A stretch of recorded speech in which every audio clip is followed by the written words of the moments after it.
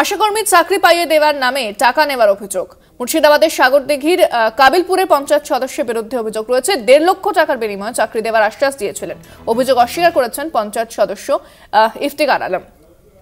ফোনে রয়েছেন প্রতিনিধি জয়ন্ত রায়। জয়ন্ত, কি অভিযোগ সামনে আসছে এবং কি বলছেন পঞ্চায়েত সদস্য?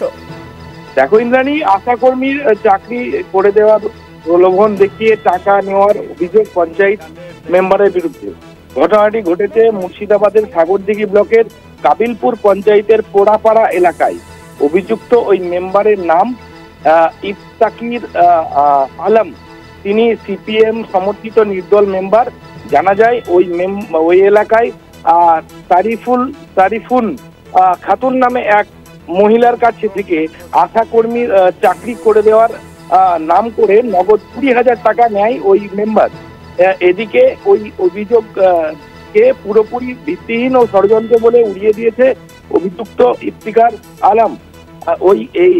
ওই মেম্বারের বিরুদ্ধে আরো অভিযোগ, তার বোন লালগোলায় বিয়ে হওয়া সত্ত্বেও সাগরদিঘি ব্লকের ভোটার কার্ড করে সেই চাকরি তার বোনের নামে করে দিয়েছে, এমনটাই অভিযোগ মহিলার।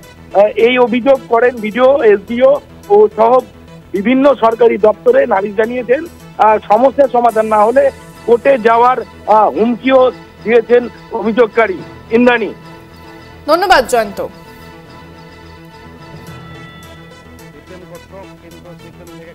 আশাকর্মীর চাকরি পাইয়ে দেওয়ার নামে টাকা নেওয়ার অভিযোগ